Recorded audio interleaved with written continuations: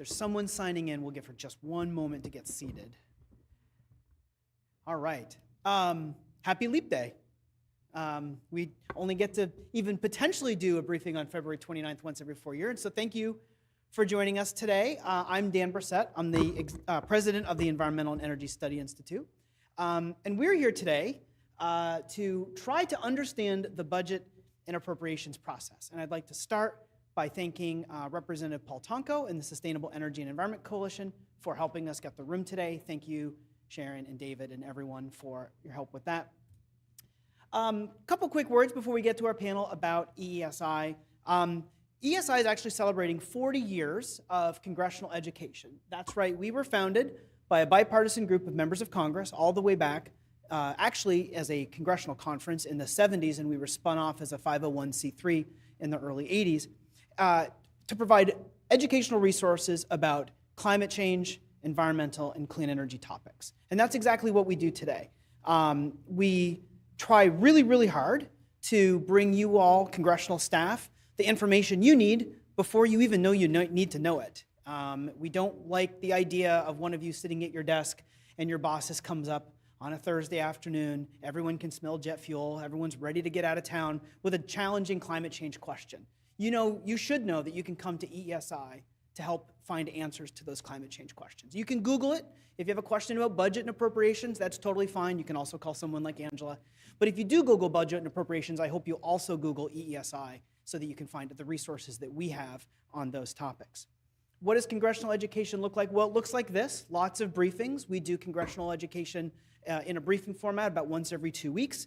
Our first briefing of the year was about the 5th National Climate Assessment. We also had one about the Department of Energy's Earthshots initiative. We were up here a couple weeks ago learning about innovations in weather forecasting and communicating weather forecasts when climate change is causing all sorts of disruptions in the atmosphere and new people are experiencing weather phenomena for the first time. Coming up, we've got briefings on this status report or a progress report of the infrastructure bill and the Inflation Reduction Act. We'll be up talking about ocean carbon dioxide removal in a few weeks. Sustainable Energy in America Fact Book was just released last week, and we'll be doing a briefing about that, and even more. And everything is always available for free online at www.eesi.org. And the best way you can keep up with what we do on an ongoing basis is to sign up for our newsletter, Climate Change Solutions. It comes out once every 2 weeks. We strive to make our resources timely, relevant, accessible, and practical. And we understand what it's like to be in your shoes, and we are eager to work with all of you in your offices to ensure that if there are any information gaps out there around climate change topics, we can help fill them. We also have a lot of other types of resources. We do a lot of writing. For example, my colleague Nicole, has been working on our update of our climate jobs fact sheet. I hope you picked one up when you came in. It looks great, but it's also chock full of really great information about climate jobs in the energy efficiency, renewable energy, clean transportation, and even climate adaptation sectors, which is a section of our fact sheet that we've been trying to fill out over the next few years. We also do a lot of article writing about topics focusing on climate change solutions happening in the states and in communities. We have a series of side-by-side legislative comparison charts that when we finally get House and Senate Farm Bill text, we'll be helping you all understand how what the Senate and the House is proposing compares with each other, but also compares with current law. Our podcast is back for season 7. If you're not subscribed to that, be a good time to do it. We just released an episode this week. Our colleague Allison and I had a chance to talk with Henry Gonzalez. He's the Deputy Executive Director of the Green Climate Fund, talking about international climate finance and why that should matter for Congress. But today, it's budget and appropriations. Here we are on Leap Day. And that's a little unusual. It just so happens today was going to be the day before the latest short-term spending deal was set to expire. That's been extended in kind of an interesting way. And we're a few weeks away from the release of the next presidential budget request. And at some point, I'm not sure exactly when, focus will shift to really focus on fiscal year 2025, and the next year's appropriations will take center stage. That's already a lot to make sense of. But this year, there's all sorts of new twists and turns. And even if this isn't your first rodeo, I suspect that more than one of you, more than one time in the next couple of weeks and months, will go, I wonder how to make sense of that twist and turn that I didn't see coming as Congress figures out how to fund the government in FY24 and beyond. We have three amazing panelists today who will describe the different stages of the appropriation process, how it relates with other legislative activity in the House and Senate, and how all the different wrinkles peculiar to this funding cycle might influence how it all goes down. This is the point in my introduction where I remember that I forgot to be progressing the slides. It's always the same thing every 2 weeks. This slide, though, is a survey. In case you can't make it through the end of the briefing today, we understand. You can always go back and rewatch it. Everything is available online, including the webcast, the presentation materials, and other resources that our panelists have made available. But if you would like to take a moment at the beginning of the briefing to share any feedback you have, this is the link to do it. We'll return to this at the end of the briefing. We actually read every response, and we do our best to incorporate that feedback. After our panelists present, we will have an opportunity for questions and answers. We have a robust online audience today, and if you're in that online audience and have a question for our panelists, you can send us an email, and the email address to use is ask, that's ask@eesi.org. You can also tweet at us at EESI Online. And if you're in the room, my friend Emily has a roving mic, and we'll make sure that we find you so that you can ask questions directly to our panelists. While the briefing's going on, we'll be very active on social media, real-time coverage on Blue Sky, on our Instagram story, Threads, and X. And that brings me to our first of three panelists today, Angela Jones. Angela is an analyst in environmental policy at the Congressional Research Service, which provides nonpartisan research and analysis to members of Congress, their staff, and congressional committees. Angela's policy portfolio includes the Environmental Protection Agency's budget and appropriations, environmental justice, and carbon capture and storage issues. Prior to CRS, Angela provided environmental policy and regulatory analysis in the government consulting and nonprofit sectors. Angela, welcome back to an EESI briefing. I'm really looking forward to your presentation today, and I'll leave the clicker with you. Thank you. Thank you. Great.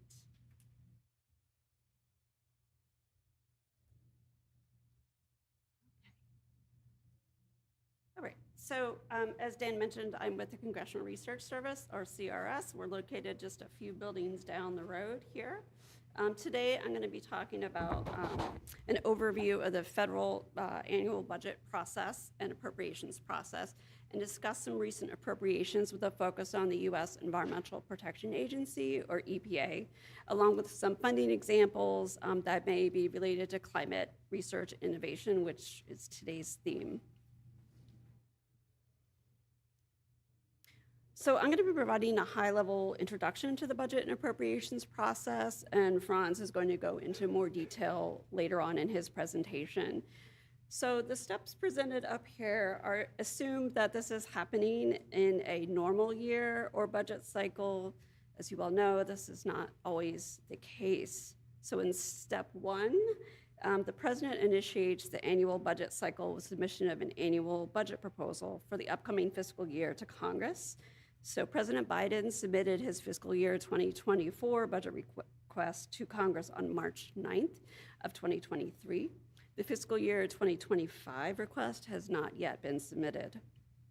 In step two, the Congress adopts a budget resolution. A budget resolution is Congress's response to the president's budget.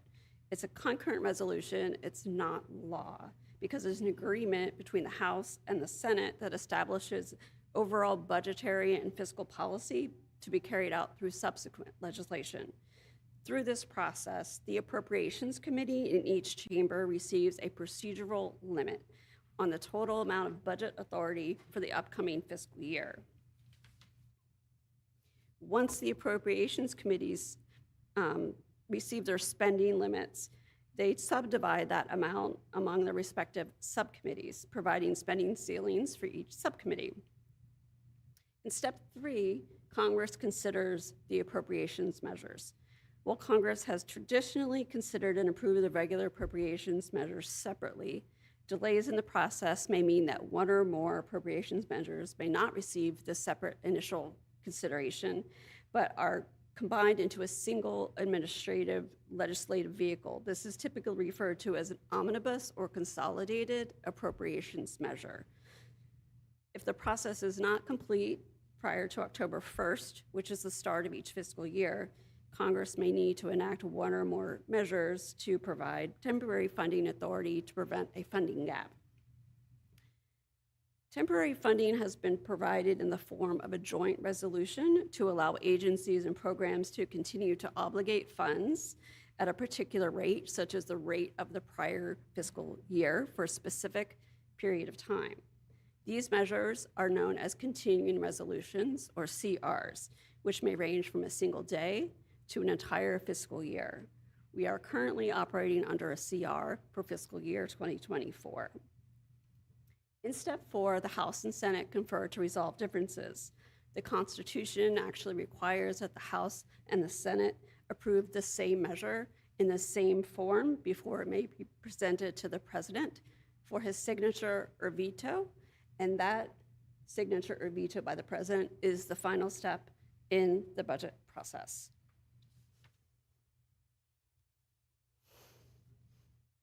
The House and Senate committees on appropriations have jurisdiction over annual appropriations measures. And each committee is subdivided into 12 parallel subcommittees. Listed here are the House committees. There are 12 parallel committees in the Senate. They have similar names, but a few of them are a little bit different. And these subcommittees develop the appropriations measures.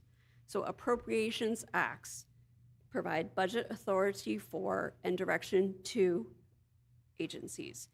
Budget authority grants agencies authority to enter into financial obligations that will result in immediate or future outlays of government funds.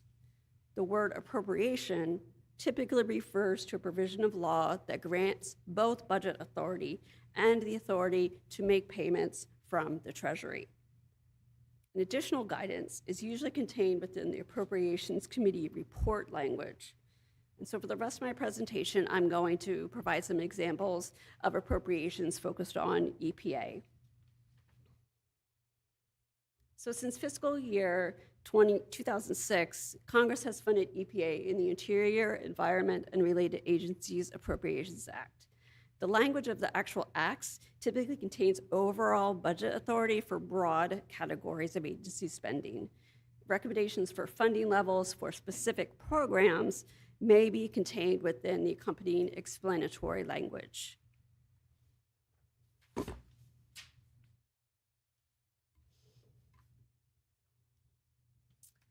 Okay, so EPA's primary responsibilities have evolved over time to include the regulation of air quality, water quality, and chemicals in commerce, development of regulatory criteria for the management of solid and hazardous waste, remediation of environmental contamination, and other activities related to pollution control. Although EPA sets uniform pollution control standards and regulations on a national level, the implementation and enforcement of many of these standards and regulations are actually delegated to the states and tribes through federal statute. EPA also provides financial assistance to states, tribes, and local governments to aid them in administering pollution control programs, complying with federal environmental requirements, and financing drinking water and wastewater infrastructure. So the figure here presents trends in the amount requested by the administration and enacted regular appropriations since fiscal year 2015. As you'll see, there are some spikes in the graph.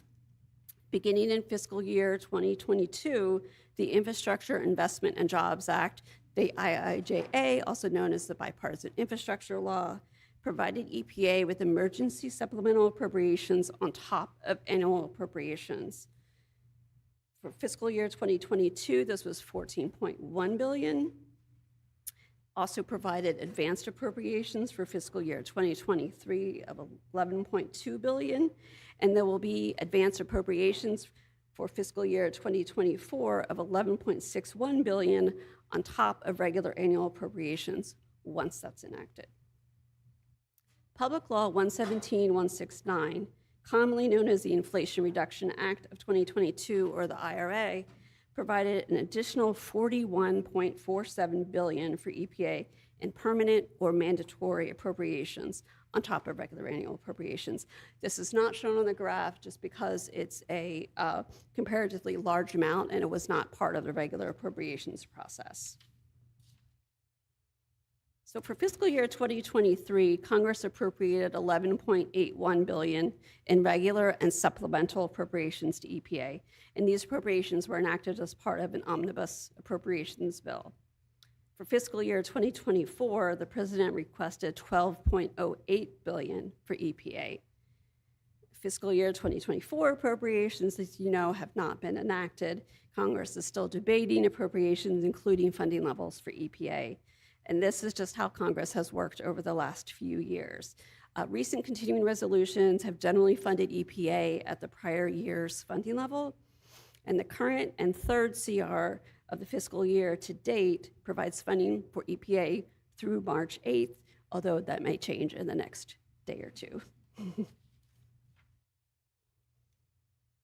Okay. Funding for discretionary spending is annually appropriated to EPA among 10 statutory accounts established by Congress over time. So this figure shows appropriations trends also since 2015, as well as the distribution of funding among EPA's accounts. Historically, the state and tribal assistance grants, the bright blue portion, the environmental programs and management account, which is in dark blue, have received the largest share of funding, followed by the Superfund and the science and technology accounts.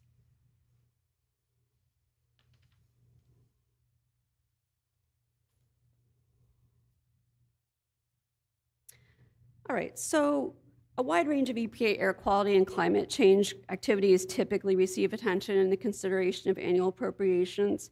Many of these activities are associated with regulations under the Clean Air Act, such as emissions of greenhouse gases, air pollutants, as well as activities related to climate change science and adaptation.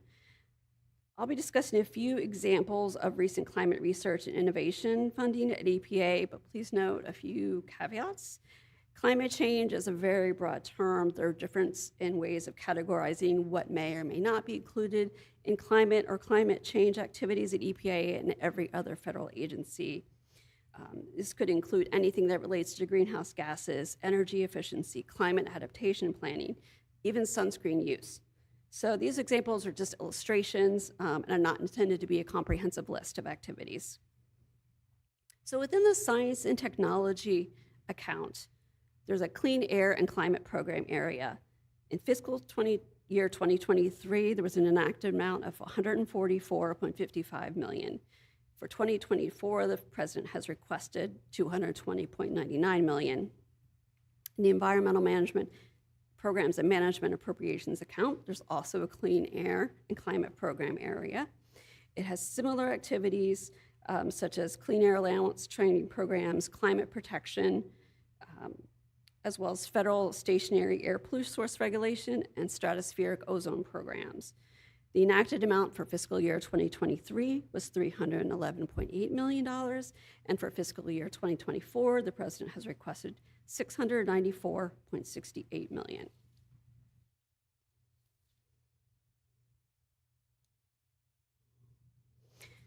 Within this state and tribal assistance grants appropriation account, the diesel emission reduction grants, fiscal year 2023 enacted amounts were $100 million. The President has requested for 2024 $150 million. The wildfire smoke preparedness program, fiscal year 2023 enacted amount was $7 million. The President has requested the same amount of $7 million for fiscal year 2024.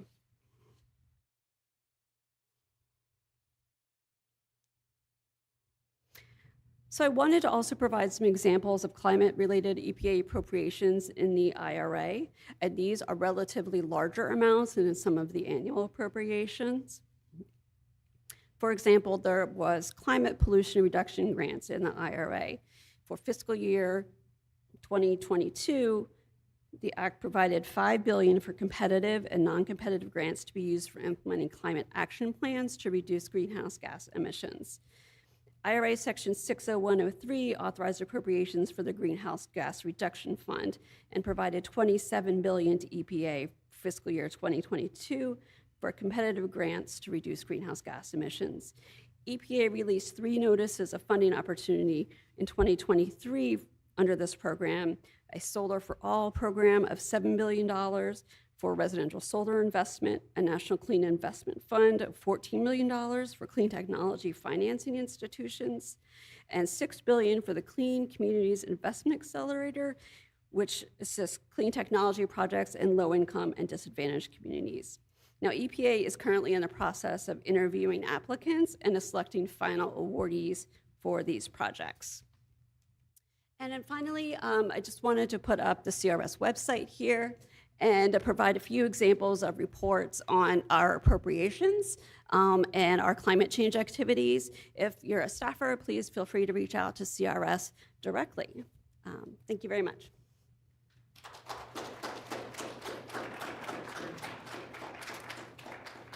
I'll return to that. CRS is an incredible resource, and if you're a staff person in the room and you're not already leaving Angela lots of voicemails and sending her lots of emails, a tremendous resource. I don't know how the institution would get by without CRS, so thank you so much.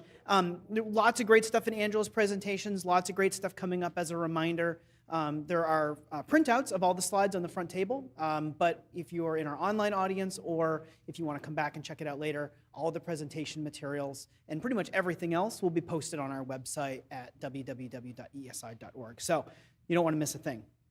That brings us to our second panelist of the day. Natasha Vidangos is the Associate Vice President for Innovation and Technology Policy at the Environmental Defense Fund. Natasha oversees work to advance an efficient and equitable clean energy transition, including efforts to enhance the impact of climate innovation. Before joining EDF, Natasha served as the Vice President for Research and Analysis at the Alliance to Save Energy, fellow Alliance alum. She was also a foundational member of the State Department's Energy Resources Bureau. Natasha, I can't wait for your presentation. I'll bequeath the clicker to you and take it away.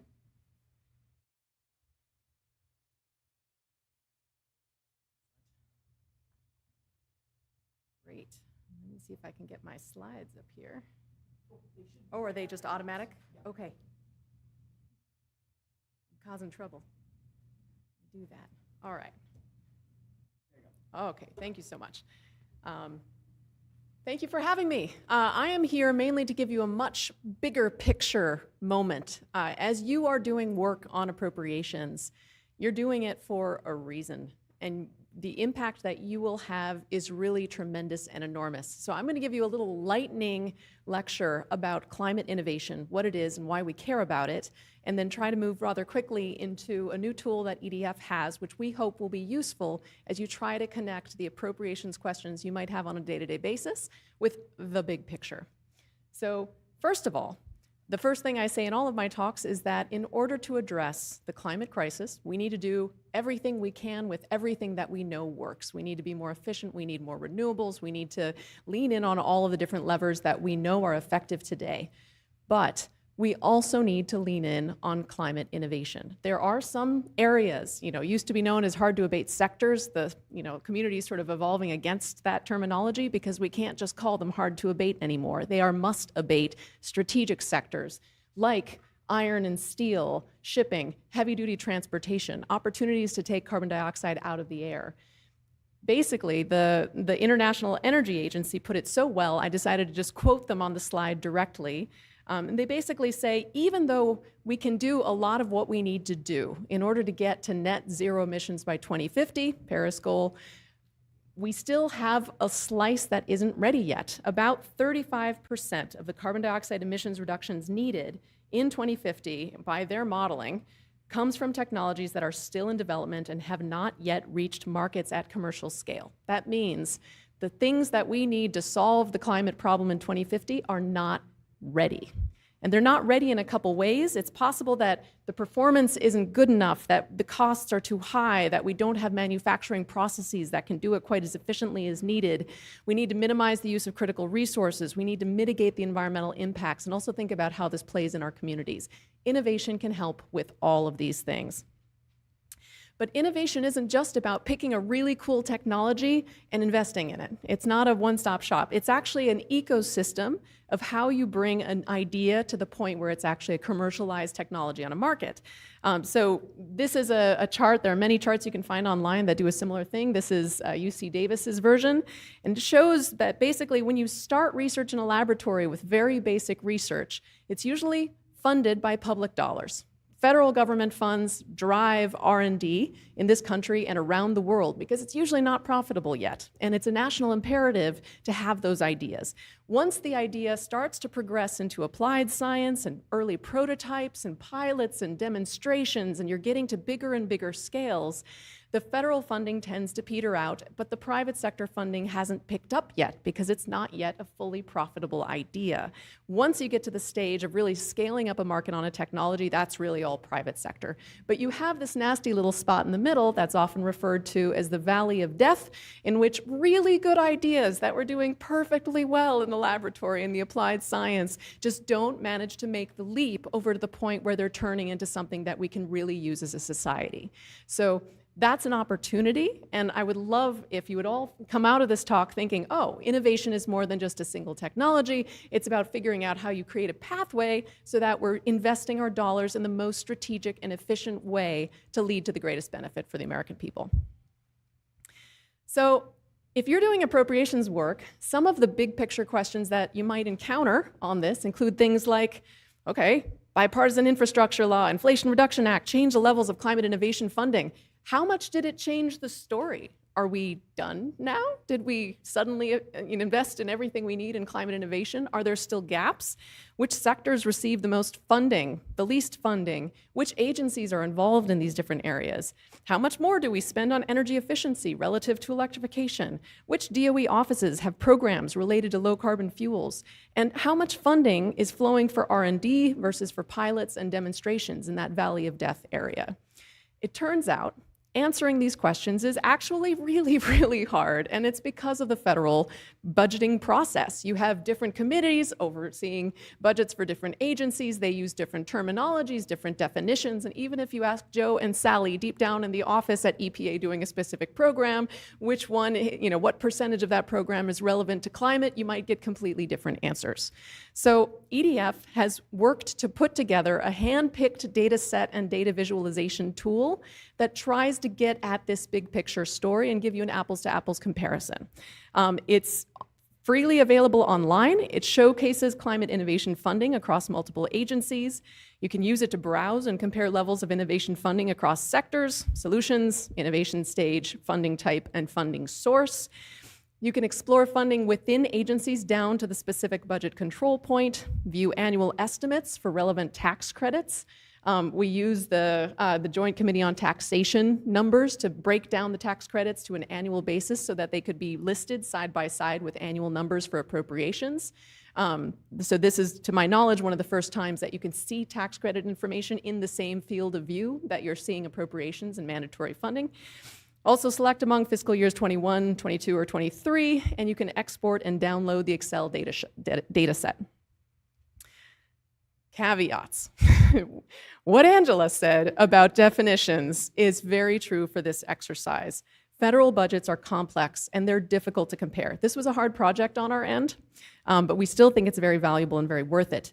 But the definitions really matter. If you look at our tracker or you look at anybody else's tracker or anybody else's article about innovation and climate innovation spending, look very carefully at the definition that they're using for climate and the definition they're using for innovation, because both of those terms can be used vastly differently. This is important enough that I've actually put the definitions for the tracker right up here on the screen. For climate innovation, we're calling it the creation and application of new or enhanced climate solutions through technology, public policy, and investment models. This is notable because it is a very broad definition. We're not just saying technological development at a certain stage in the cycle, it's really how do we make new solutions.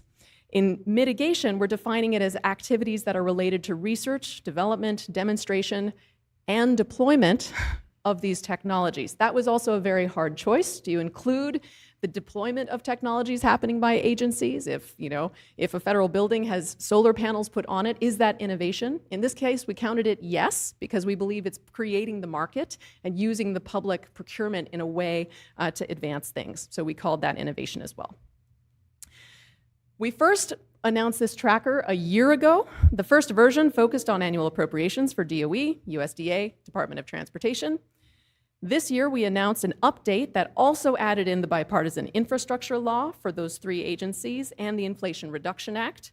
We also realized that EPA and DOI had really significant programs under Bill and IRA, so we included those as well, and we also included the tax credits that are administered by Treasury. Please do note that we do not yet have appropriations data for EPA and DOI. We're not including CHIPS and Science Act, and we're not including the Farm Bill. So you'll see the agriculture numbers here look a little low. That's because Farm Bill is not included. We have aspirations to get to the point of including them all. Stay tuned. All right. So I want to give you a very quick tutorial in how to use the tracker itself. I have a little place that you can go here. If you go to innovationtracker.edf.org, you can reach it. We also have a blog and other how-to materials that you can access. And I'm going to hop over and give you a quick how-to.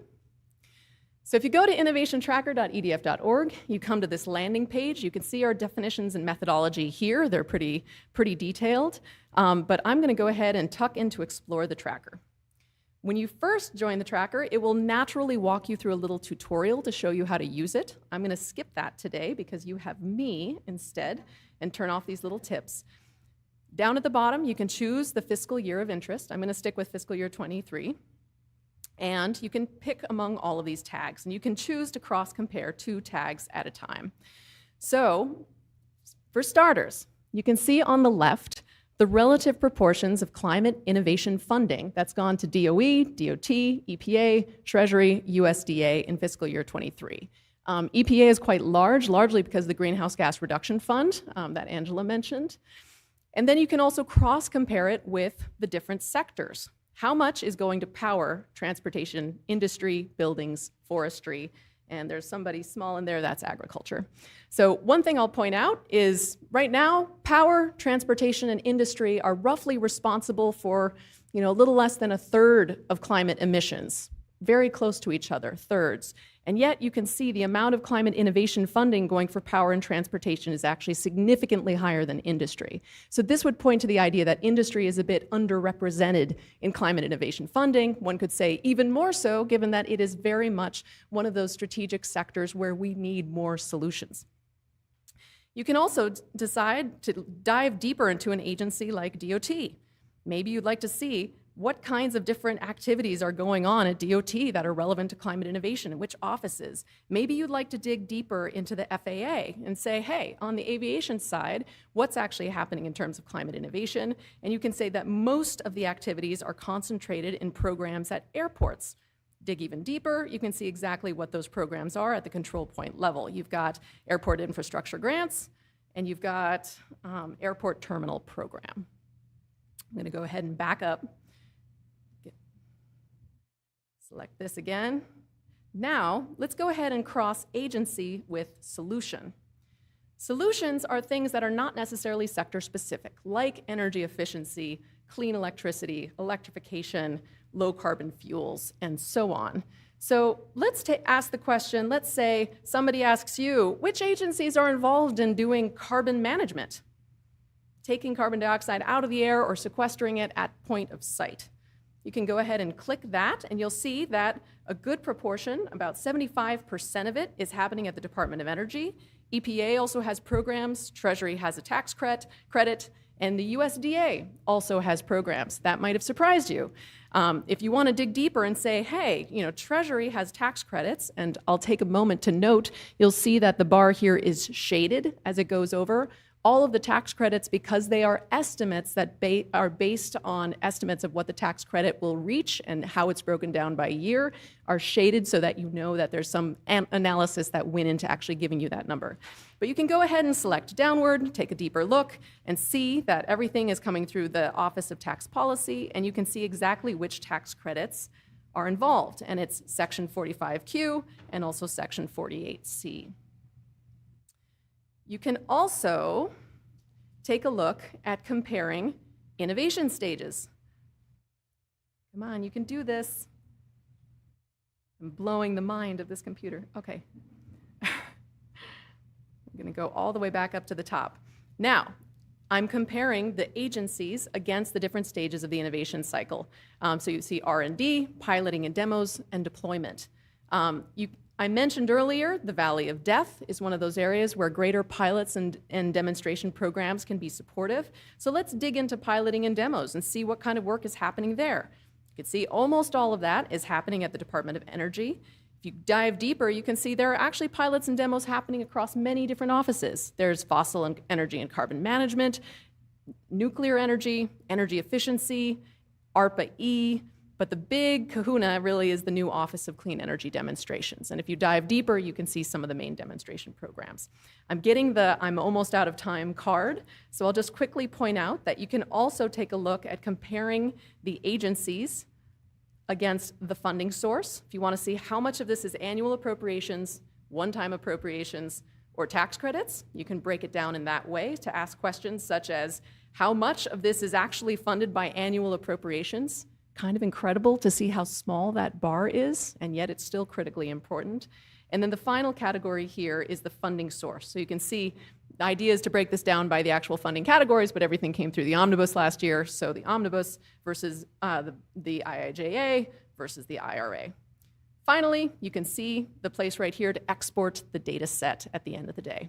If you have questions or comments, please feel free to come to us with them. We'd love to help. We'd love this tool to be useful for you as you do the important work that lets us do greater climate innovation.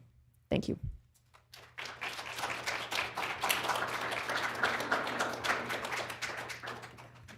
I can do the rest of that. Here's your name.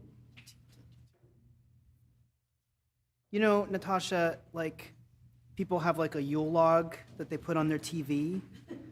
I think it might be fun to just have instead of a Yule log burning, just have you scrolling through the innovation tracker and just have that on like when there's nothing happening, you know, have that on in the background. I think that could be strangely therapeutic and very, very interesting. You never know what you learn. I also wanted to just quickly mention, you talked a lot about the tax incentives, you talked a lot about clean energy demonstrations. In our IIJA IRA progress report briefing series, we've done 2 of them already, and the next one's coming up in a couple weeks.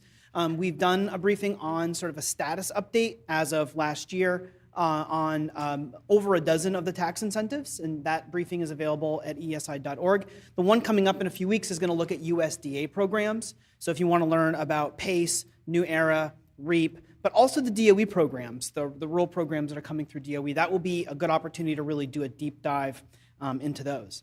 Our next panelist really needs no introduction. When I worked in the Senate 20 years ago, there was one name that our appropriations person said more than any other, and that was the name Franz. And then, when I was a lobbyist at the Alliance to Save Energy, there was one name that was used more than any other, and that was also Franz. That's because Franz Wuerfmannsdobler is a legend in appropriations. He's worked in public service for more than 2 decades, and during that time, he's had the privilege of working for Democratic senators from West Virginia, North Dakota, and Delaware, as well as the Senate Appropriations Committee. His portfolio included climate change, energy, environment, science and technology, and appropriations issues. Following his time on the Hill, he worked as a senior advisor at the Bipartisan Policy Center, focusing on efforts to build bipartisanship and improve the public discourse. And maybe most importantly for today, he's a member of EESI's advisory board and is a great friend of our organization. So Franz, welcome to the briefing today. I'll turn it over to you.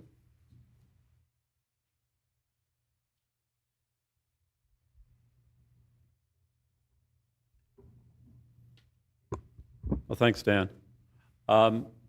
You've got a very good introduction from Angela about the Interior Appropriations Bill and specifically about the EPA, and from Natasha about a fantastic tool that's available to track a number of important programs as you're thinking longer term about this. But basically what I hope that you can come away with, if you're a congressional staffer or if you're trying to understand the perspective of a congressional staffer or an office, what it's like to go through that process and better understand the appropriations process. And what I'd like to leave with you is also, as we go through these slides, think about or try to sense how much funding is going to the 3 branches of government: the executive branch, the judicial branch, and the legislative branch. It's a little fun takeaway. So my presentation is very much more about the staffer perspective on appropriations. I work both in a personal office as well as on the Appropriations Committee and have seen that go through. starting with this, I kind of like this fun little cartoon because it talks a lot about just governance overall. And sort of from the standpoint of you have this tree and you have a tire swing or you have a swing, and what challenges there are from a different perspective. I like the one about the media at the bottom left corner, understood by the public. But really what we're going to get to is the challenge of authorizing programs. There's many programs out there. What is the goal of public policy? And then often as it's funded by the budget committee in the center. If you take the step back in the very big picture of when the country was founded, sort of 13 colonies and all that, we have a increasingly robust and challenging and complex sort of country, 37 more states, 332 million people, how many congressional districts. And the bottom slide, which is about there are now 430 some agencies, independent agencies, et cetera. And so that requires a lot more understanding of very small agencies, very large agencies like the Department of Defense. This is not to scare you with a big giant chart, but this is a foundational issue in that in 1974, what we now currently understand as the budget process was set up. This was during the time of Richard Nixon with a Democratic Congress. They reached agreement on what many know as the Budget Act, 74 Budget and Empowerment and Control Act. The takeaway here is that there's a number of roles that different parts of Congress play here, and that when the president submits the budget to Congress, there's a role for the authorizing committees who are able to hold oversight hearings on an annual basis, and some of your members may be on an authorizing committee. The 74 Act also created the budget committees and the sort of the general budget framework that Angela was alluding to a little bit, the budget resolution. And then the appropriations committees are kind of in the yellow. They play a significant role. One of the things I'll start with here is to understand there's the authorizing committees and the appropriations committees. The authorizing committees between the Senate and the House are not necessarily in parallel. So we are currently in an Energy and Commerce room. Energy and Commerce has certain jurisdictional roles.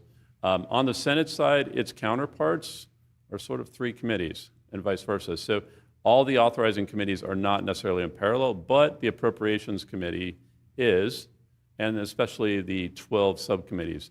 They need to have the same jurisdiction to be able to go operate as efficiently as they do on an annual basis. A couple key things from this slide to take away and to understand is what is known as the 302A and 302B allocations. This is key understanding in that the 302A is the top line number, is the amount that is allowed through the budget resolution for that amount each year. And the 302B allocations are the subcommittee amounts that are then provided to those subcommittees for them to enact the funding under their jurisdiction. Angela had shown the chart with the 12 subcommittees, but I'd like to show this one from this standpoint in that it's kind of like siblings. There's 12 siblings. They're all co-equal. They have different personalities. But the defense subcommittee and then the military construction subcommittee are also often known as the defense side funding. And then the other 10, not strictly speaking, but the other 10 are known as the non-defense side funding. You can see the amount that generally goes to these subcommittees, and it's broken down to the agencies that are funded under them. And so one of the things I wanted to show was that in the very bottom right corner is the legislative branch, which in fiscal year 23, which was enacted, was just right at $7 billion. So that means the legislative branch, the first branch of government, is getting that amount of money. Right next door to that, there's Financial Services General Government. And within that subcommittee is the judiciary, so the third branch of government. The combined amount of the judiciary with the legislative branch is for fiscal year 23, was right under as 15.7 billion. So as you can see, if the top line 302A allocation was 1.6 trillion, that means that less than 1% went to the two parts of government, and 99% went to the executive branch. The vast majority of people think co-equal branches of government and how much funding they have and how much staff they have, but it's an important thing to have a sense of. I'm not going to go through a lot of the details of this slide, but to just give you, this is the appropriations process from a calendar perspective, an annual calendar perspective. I have included in this also what the executive branch, what the president, what the federal agencies are doing. You'll see that there's two different types of bullets, one representing what the executive is doing and one that is representing what the Congress is doing. So this is showing the process, and as we've seen that often is the president submitting the budget around the beginning of February, and the budget committee process beginning, members making requests, oversight hearings by the authorizers and appropriators, things like that. We have often seen the budget resolution process not happen. The backup of that is what's called a deeming resolution, which means it's a number that's provided, the 302A, the top line number, so that the appropriators can then go about their business to enact the funding. And again, I'll just sort of go through this. This is the, again, idealized version. The appropriations go through the subcommittee and the full committee. They would then come to the Senate and House floor for debate. In many cases, they're now being done in sort of minibus packages instead of individualized bills. The negotiations process begins. But we know that oftentimes the things get hung up, and that's towards the end of September. There's then continuing resolutions going forward. So the other thing to bring into this conversation is that while the executive branch, the president, is pitching, lobbying for the funding of the budget, and outside groups are making their case, the federal agencies are also preparing for the next round. So in the summertime, the federal agencies are already starting to prepare their next budget. And they're putting that together in the later fall, October, November, December. So things are really baked into the budget by the very end of the year into January, when the president then can submit the next budget. So federal agencies are thinking about multiple budgets, where the Congress is usually thinking about one at a time, or maybe a slight overlap. There are opportunities for you to engage in this process, and it can be whether you're on an authorizing committee, an appropriations committee, elsewhere. The primary one here in this case is making appropriations requests. And there's a sort of highlight three areas: funding requests, report language, and bill language. Those are ways to do that. I'm going to go into a little bit more detail about what are known as programmatic requests or member requests. And the programmatic requests are the general requests for a funding level. It doesn't go into I'll talk a little bit more about member requests. In addition to that, members can ask questions at hearings, and then on top of that, they can submit questions for the record. So these are opportunities for members to be involved in that. Fully recognizing that this is the process has not fully worked out as intended in many cases, but amendments can be offered in the committee. It can be offered on the floor. And on top of that, if members wanted to, outside groups certainly do this as well, is to make requests to the federal agencies to recognizing what their own priorities are as those federal agencies are beginning to put the budget together for the next fiscal year. So those are 4 ways to get involved. What I thought would be helpful to know is the programmatic requests are general requests for funding levels for programs that a member may care about or a delegation may care about. Since fiscal year 21, members have again been able to make member requests, or what are often known as earmarks.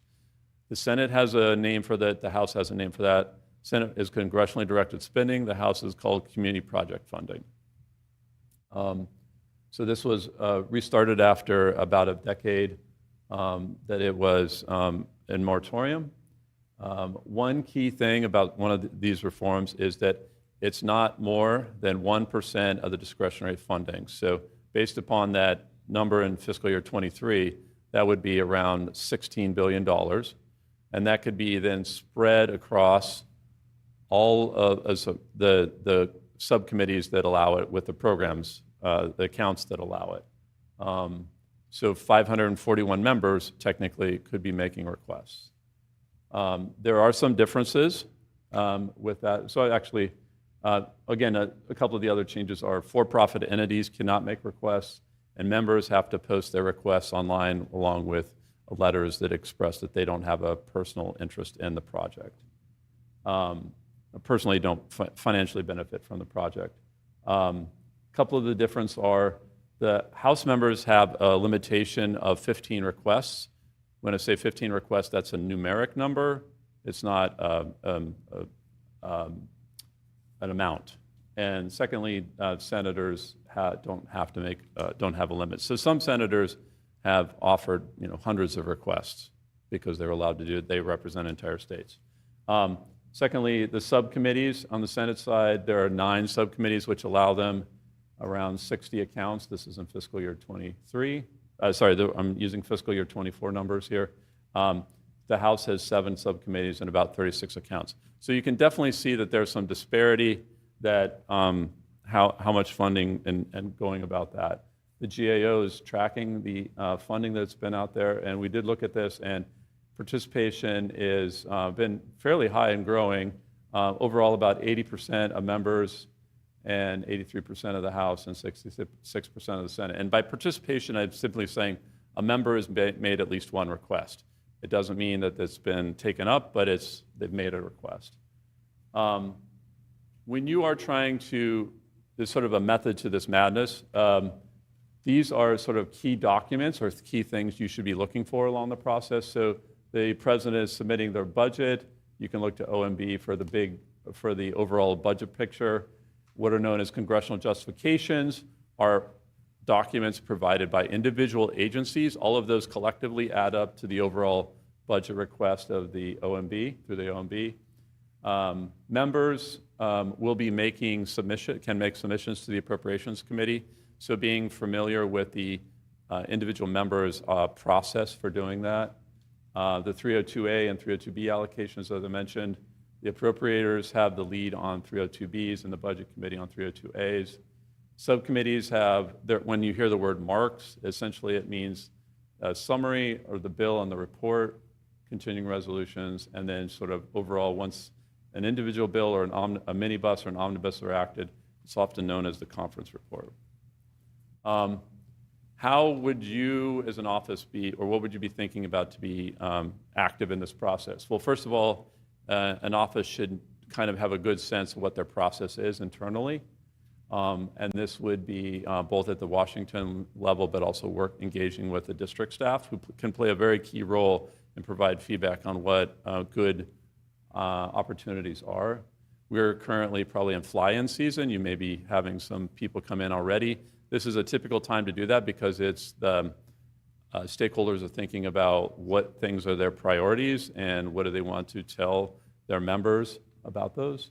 Know the deadlines and the requirements for those deadlines and when to make those submissions. So if you're an outside group, you need to be ahead of time to think about, the deadline for this subcommittee is this date. If we're going to make a request to this office, maybe they post that, and you need to make a request ahead of time. As I talked about before, the programmatic requests versus the earmark requests for members are often at the same deadline, but are maybe have a little bit different process.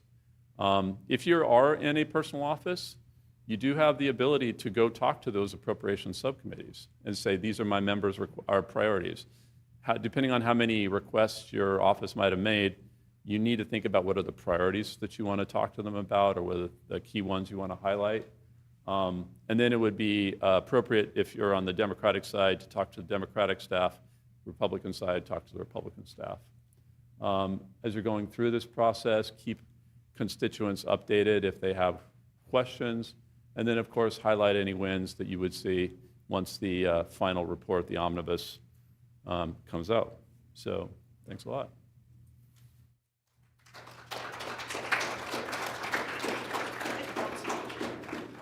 Thanks, Franz. That was great. We are now going to enter the question and answer portion of the program. I know we have a lot of people watching us online, and if you are in our online audience, it's not too late to ask a question. You can send us an email, and the email address to use is ask, and that's ask@eesi.org, and my colleague Allison will run those questions up to me if you have any of those, so thank you so much. We're going to get started with Q&A. I'm going to keep an eye out for hands that go up, but to kick us off and to give everyone a chance to work up some bravery to raise those hands, kind of like to come back to this idea that climate innovation is very cross-cutting. And, we've talked a little bit about how, there's energy and water, there's interior, there's commerce, justice, state. There are all these different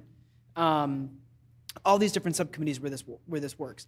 I'd like to, maybe Angela, we could start with you, and then we can hear from Natasha and Franz as well. But how do the processes and practices for actually developing these bills differ from one subcommittee to the next? Are there any tips that you could offer congressional staff for how to kind of understand how to navigate the reality of different subcommittees doing things differently, and kind of to Franz's point of, my boss has his priorities or her priorities, how do I navigate this very confusing thing, especially when maybe when you go talk to the subcommittee staff, they're not going to say, this is how we differ, right, from energy and water, we're interior.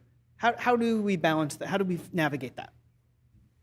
So I think one tip is to perhaps start with a little history, and you can look at past enacted legislation and report language from each of those committees and the agencies you're interested in, and that will give you an idea of what has been talked about in the past. So if you want to do something similar or different, that's a good place to start.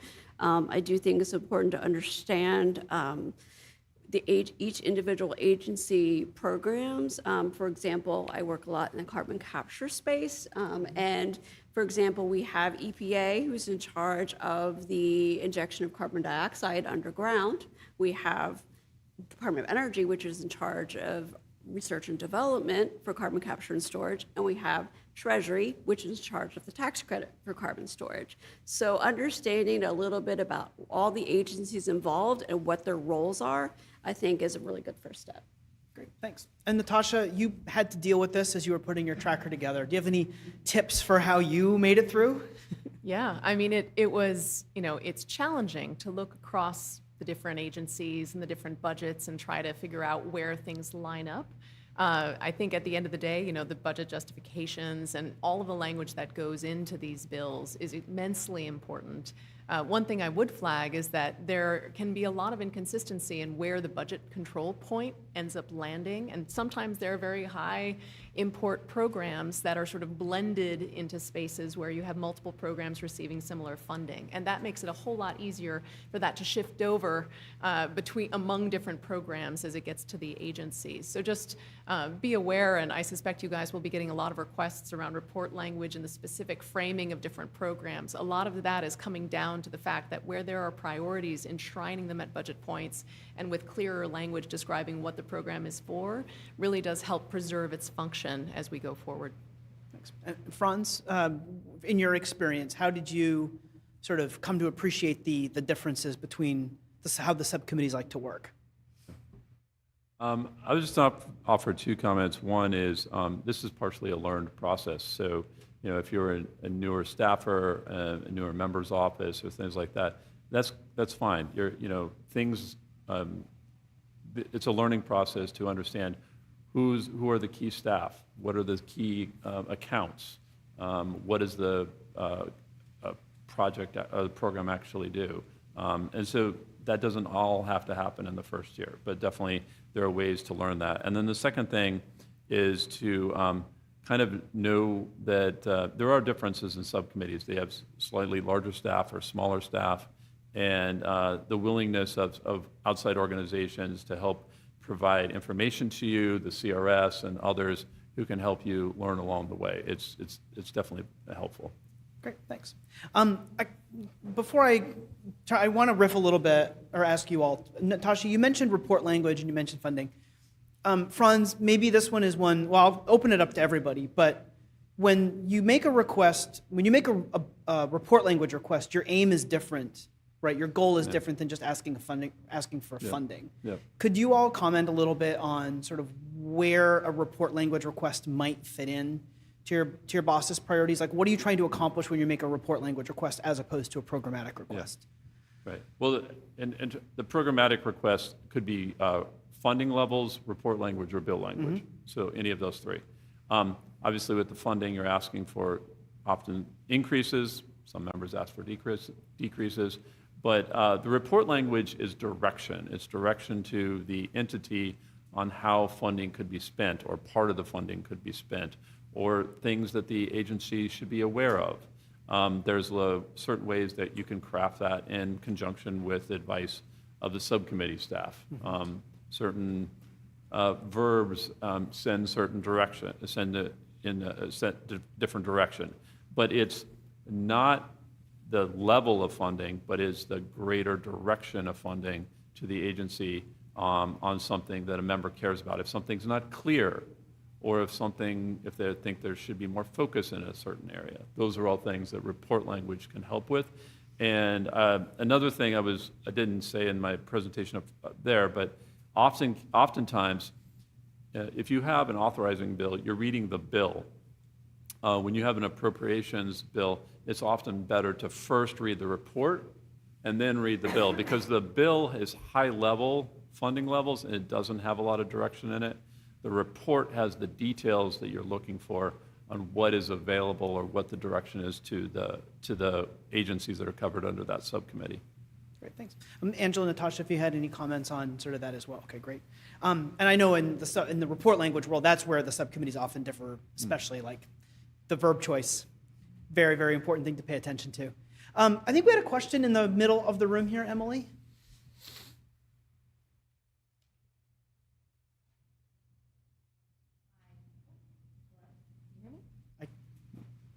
Hello? I don't know. I can hear you because I can hear you, but not because of the amplification. What if I just enunciate? I'm Sharon. I'm with the House Sustainable Energy and Environment Coalition. I have a question about your innovation tracker and how a staffer might use it. It was really cool seeing the different programs that were being funneled to climate innovation, and wondering, like, as someone's going through the appropriation process, are you planning on tracking numbers like, this is the president's budget for this program? You know, they're then able to see where those funding sources they should be supporting and all that. We would love to do that. It would be very time consuming and would have a very short lifetime. So at this time, we're only doing basically annual updates to the tracker to flesh out the information, but we do blog on sort of what we're seeing from the tracker on a regular basis. And the goal is that when the president's budget comes out, that we'd be able to pull out some of those insights of things we're seeing and where there are major variances and changes. So the very same tracker website has an insights area, which is our blog of just sort of a constant pattern of information that we hope is useful. And you mentioned, Farm Bill was kind of the next step. Also wondering, defense gets such a big portion of the money. Yes. Is that kind of also an area in which you all are hoping to track? Yes. Adding Department of Defense would be really tremendous. And to my knowledge, there's a lot less sort of information tracked on where the funding for climate innovation goes in the defense context. But again, all of these things, our appetites are much greater than our time. But we continue to take on feedback from folks on the outside of what would really be useful as we figure out the next chapters of the tool. So thank you. I'll take that on board. Great, thanks. We have a couple more questions in the middle of the room, but let's are we working? Hello. Okay, great. Thank you. Yes, hello. I was looking up your presentation. Has there been any discussion on the retirements that are taking place in Boston State, the dams that are retiring 2025? We're going to have reduced hydropower due to that. What is your perspective on that? Because that's a lot of energy. We're going to lose about like 4% of renewable gone. You're asking about taking hydro out of the system? The dams that are retiring in 2025. So there's going to be a lot of retirements actually, and what's going to be the replacement for that? That's a good question. Does anyone have a comment on that? Not sure we're the right panel to address that. But if you talk to one of my colleagues wearing one of our little pins, we'd love to help you try to track down an answer. There are some of us in the back of the room, and love to talk with you a little bit more about that. We will actually have some briefings coming up in a couple months that deal specifically around dam issues. So that's another thing that we can make sure that that we can flag for you. Thanks. Great. Hello. I had a question. The first one's for Franz about something I think was on your slide. I think it said that only 66% of senators made earmark requests. So I wondered if you could speak a little bit to what's driving that trend, like why don't some senators participate? And then secondly, I've heard some whispers about like military budget and DoD being subject to a different appropriations process. And I know you spoke about how two of those accounts, military construction and maybe DoD, fall under defense spending. So just wondering if you could speak at all, any of the panelists, to how defense might be subject to different appropriations rules, if that is in fact true. Thank you. Yeah. I'll take your second question first. I'm not aware that they're subject to any different appropriations rules. It's just a general term that's often used when they say defense side funding generally represents those two subcommittees. That is not strictly the case because there is some defense funding in, say, the Energy and Water Bill and the Homeland Security Bill, very small amounts. But as a general rule, it's those two subcommittees which have the defense funding, and then the quote non-defense funding is those other 10 subcommittees. So that was all the point I was making there. So in terms of the senators and their the participation in making congressionally directed spending, as they use the term of art, the Senate Republican caucus still has a rule in place that says they cannot make requests. So they kept that in place. It does not mean that some Republican members just ignore that position and they make those requests. The majority of the Republican members who are making earmarked requests or congressionally directed spending are appropriators. So there are a number of Republicans who are participating, and then there are actually two Democratic senators who also chose in this last cycle not to make requests. So it is completely their choice to participate or not. Thanks. Any other thoughts on sort of defense Okay, great. I'm looking around for other questions, and if I see a hand, I'll be sure to get to you. I'm curious, Angela, maybe we'll come back and start with you again for this one, but like you talk to a lot of staff. They have a lot of questions. Those questions probably run the gamut. What are some pieces of advice that you might give folks that are kind of here on February 29th? We're waiting for the FY24 endgame to play out. We're waiting for the shift of focus to FY25. What are some things that folks could be doing at this moment to really prepare themselves to quickly understand what happened and quickly set themselves up for what might be in the cards for the next cycle? Sure. So I think it kind of reflects, echoes what I was talking about earlier. I think familiarizing yourself with the draft bills that have been in play so far, looking at the budget justifications of the agencies you're interested in, and how what the programs are and how those might increase or decrease when a new budget justification comes out this spring, likely, maybe, we don't know. And it takes, agencies start preparing those justifications, almost a year ahead of time, so they're ready to go, and they're a really good tool for sort of comparing year to year, kind of how things have changed and what the agency priorities are. So I think that's a really good tool, and I would also look at all our CRS resources on appropriations. We have a website that's just appropriations. If you look at CRS.gov, it has an appropriations table, and it has all kinds of reports and summaries of past and upcoming appropriations. And Natasha, how are you getting ready with your tracker? I mean, I think at this point, we're really just watching to ask the bigger question of where are we at and where are we going and what's possible in the next, in the next fiscal year in terms of investing in climate innovation. We know it's going to be a tight budget year.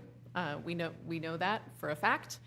So it's just a great moment to think really strategically about where the greatest needs are and try to focus there. So we'll be watching very closely. And to your last point about the great resources at CRS, we leaned on them very heavily in creating the budget tracker. So very often one of our first phone calls was also to CRS, even though we were on the outside. So thanks for that. And Franz, for this sort of peculiar time that we're in, Yeah. sort of what would you recommend folks to be thinking about? Yeah, just as a very pragmatic standpoint, from our congressional offices is clearly just watching to see what the agreement that was sort of announced yesterday is in terms of the 6 appropriations bills, reading through those, seeing what's in there in terms of maybe the things their members care about, what they want to highlight, and so that result, and then there's another 6-bill package. And at the same time, offices are having to think about the next fiscal year. Do you have your information ready to go in terms of what you're going to, the portal for receiving requests, the process for scheduling constituents, and things like that. So the next cycle is already beginning just as they're trying to sort of see what the results are from the past cycle. So it's a twofold thing, but it's a very active period. Thanks. If anyone has a question, please feel free to raise your hand. Otherwise, I have a whole bunch of questions all lined up, so I'm happy to go through. Curious about, Franz, you mentioned this when you were talking about communicating with the subcommittees, that it was appropriate for the Democratic staff to talk to the Democratic subcommittee and the Republican, and the opposite of that for the Republicans. But what are some ways the appropriations process might look different if you're in the majority versus the minority? Do you have any thoughts on that? Are there any? I mean, obviously, the majority has more control. But how does someone in the minority navigate the process, especially if they maybe had the experience of being in the majority previously? Yeah. Well, some of the things to think about, again, I start from the beginning you should always utilize the subcommittee staff of your party. They are your allies. They are some of the experts on those issues. They're very busy, obviously. The House is a larger place, so it's maybe a little bit more challenging to talk to some of those staff. But definitely, they're fantastic resources. The majority has the role to, what would they say, write the bills. But the appropriations process is a consensus-based approach. So they want to have as much support as possible from both parties. Sometimes that's not possible given what the subcommittee allocation might be. Sometimes there might be writers in there or things like that. But the subcommittee chairman, the ranking member, are doing as much as they can under circumstances and some of the politics to write a subcommittee bill that can get as much consensus as possible. So, you're weighing in with your side of the subcommittee, expressing your interests, priorities, et cetera, is still an important process. Members who are on the Appropriations Committee often have a little bit more access, but that if you're not on the Appropriations Committee, it does not by any means means you're locked out. And you should know what those priorities are. And there are various ways, as staff often know, to express those to the subcommittee. So. Great. Angela, we were talking a little bit before, and you said something along the lines of, I've been at CRS for X number of years. It's gone X number of different ways every year. Do you have can you share a little bit more about maybe how things have changed in the last couple of years and maybe what some of the dynamics year to year have been that you have found maybe more interesting? Sure. Yeah, interesting. Interesting. Is a good word for it. So I've been at CRS for 5 years, and the first year or two, it was an appropriate process that was more in line with what would be sort of a typical process where there was no CR, and we had a new budget coming in October 1st, and you were able to really easily see what the spending was from year to year. And so it was a little bit of a cleaner process, and the agencies knew what to expect. But in other years, there's been one CR. We probably will have 4 this year, and every time there's a new CR, the dates change, and you have to pay attention to what the levels of funding might be. For EPA, it has always been the prior year funding, but that's not the case. In the last CR, for example, made an exception for a Superfund tax in the CR, so you had to pay attention to what's included and excluded in every CR, because they may not be identical. So it's been a little bit of a roller coaster. Yeah. Natasha, I remember I guess maybe about a month, maybe 6 weeks ago, you posted on LinkedIn that you had updated the tracker, and that post blew up. People were so excited about this latest update. I have a couple, I guess my main question is sort of like, what is your vision for, this upcoming fiscal year? What's your vision for how you would like to see the tracker being used to inform sort of the specific appropriations debate, but then also more generally, the general, like, what do we do to address the climate crisis, within the powers that Congress has? Yeah, I love that question. I mean, one thing that, just speaking pragmatically about the process of doing appropriations, those of us in the advocacy space very often look at what's needed, and then we look at what the last couple years of appropriations were and what was the increase that was possible and what's the current political environment. So can we ask for a 5% increase or a 10% increase or a 2% increase, or is it going to be level? So everything can start to get into this sort of very, very hyper specific vision about where we've been on the trajectory of one specific program. And while that's very understandable, and that's the reality of the political process in many ways, it's not something we can hang our hat on as a country to solve climate change. We also have to be able to honor the areas where we might need changes and transformational opportunities moving forward. Of course, Bill and IRA is a great opportunity of doing that, and it really sort of shook up the overall investment environment. You saw the relative proportions of investment coming through Bill and IRA versus the annual appropriations, but that's also a temporary measure in many forms. After 10 years, a lot of those programs go away, they ramp down, and we're going to be relying on that appropriation slice to carry us forward. And nothing is more disruptive and wastes more resource than to have a really unstable investment environment in innovation. You have universities that have created new centers where they basically have to liquidate the work that's been done. You have a lot of projects that just die on the vine. So we also have to think with an eye for the future for how are we going to pick up this story, when Bill and IRA are completing their tours, to ensure that we keep things moving forward in a meaningful way, and where right now are the greatest needs to ensure that climate innovation moves forward. So that requires sort of an eye on the sky and an eye on the ground, which is challenging. Our hope is that this tool is something that allows you to do both fairly easily and at least get a sense and a feel for where the greater need is. So we hope it does that for you all. Great, thanks. Well, I'd like to maybe do this next one as maybe like our lightning round, and maybe, Angela, we could start with you and then hear from Natasha and Franz.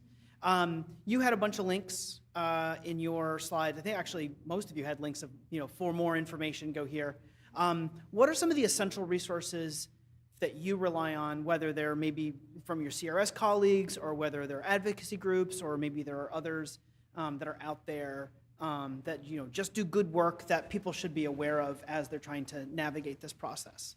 Sure. So at CRS, we're really focused on objective and nonpartisan information. So we're gonna have pretty much just the facts, and then kind of represent what Congress says they are doing and how that compares to kind of what the laws are and what the process is versus sort of making any judgments or recommendations on what that is.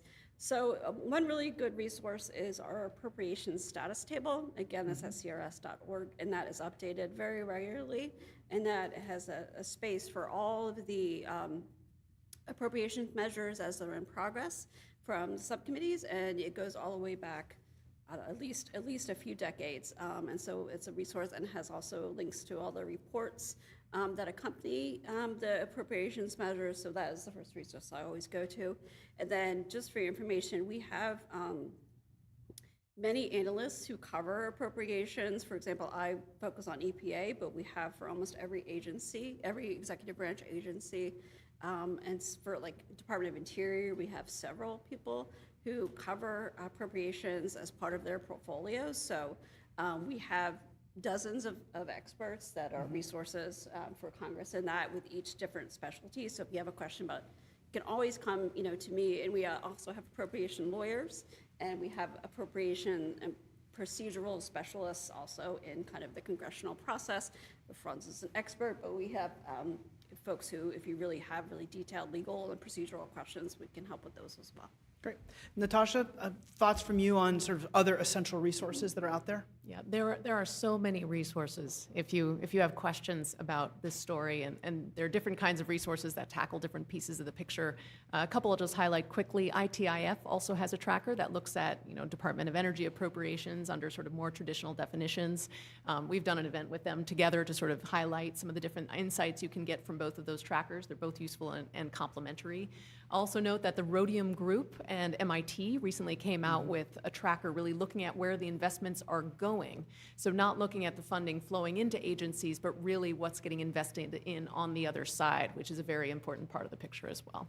So good stuff. It's an era of trackers.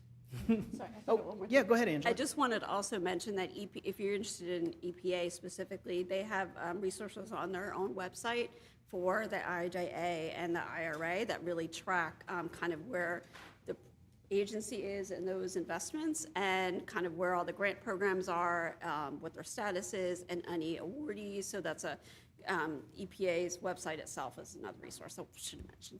Great, thanks. And Franz, other essential resources that you rely on? Angela and Natasha mentioned a number of things. Certainly, CRS is a great tool for staff to go to. One outside group, I'll just throw out, not the only one, but the Center for Budget and Policy Priorities. If you have any question related to the bigger picture budget, or to tax policy, or to mandatory spending and entitlements, or debt ceiling. I mean, there's so many things that they look at. If the big picture, the history, technical details, often find going to their website to be very helpful, just on very general budget issues, because we're actually only, at the end of the day, we're only talking about 1/3 of the budget right now. So, Yeah. And those big issues, those are the ones that really flavor how everyone talks about all the specific issues, right? Those big issues. Yeah. We're almost out of time, but we had a hand pop up. If you have a question about budget and appropriations, you're welcome to ask it. And then we'll, I unfortunately have to conclude for the day.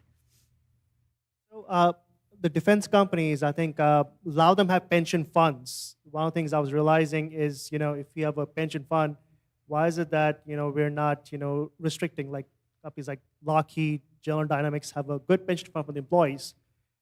Should there be like a scenario where, hey, if you have a pension fund, you should not be getting too much allocation, or you should have limited allocation? Should that be a concern for the Congress people? Any comments on that one? Okay, sorry. Yeah, that's, sorry, I don't have a comment either, unfortunately. But thanks for coming today. And thanks to everyone for coming today. I think we're going to conclude. I think our amazing panelists deserve a round of applause. Thank you so much. Thank you so much. Put the survey link back up here. If you're in our online audience or you're still with us in the room and you haven't taken the survey yet, I really encourage you to do that. Like I said, we read every response. We do our best to incorporate that feedback into the upcoming briefings that we have. Big thanks to Representative Tonko and the Sustainable Energy and Environment Coalition. Thanks for helping us with the room today and just for being good partners in everything we're trying to accomplish. So thank you very much for that. I have a wonderful team at EESI. I'd like to thank Dan O'Brien, even though he's not here today, he's at a conference, but his spirit is with us, I'm sure. I'd also like to thank Omri, Allison, Aaron, Anna, Molly, and Nicole for all the hard work they put in to our briefing today. And we are also very fortunate to have 3 awesome spring interns, Emily, Kylie, and Megan. All 3 of them were here today. They helped out in a big way, so thank you so much. Always have to thank Troy, our amazing videographer, for helping bring the briefing to our online audience. We will be back on March 14th for the next installment in our IIJA and IRA Progress Report briefing series. That one will be called Updates from Rural America. There are a lot of really great programs rolling out from USDA and DOE, so you won't want to miss that. On March 21st, we're joining forces with our friends at the Business Council for Sustainable Energy to explore the 2024 Sustainable Energy in America Factbook. That is an amazing resource. That's going to be a great briefing. But the fact book itself is a great resource if you have high-level questions about sort of the state of the energy sector in the United States. A really, really incredible resource. It's actually could not be more accessible. And so I definitely recommend between now and the 21st of March, go check that out and then come to our briefing. We'll go ahead and wrap it up. Thanks to everyone for joining us today, and we'll see you back in 2 weeks, and have a great rest of your Leap Day. Thanks.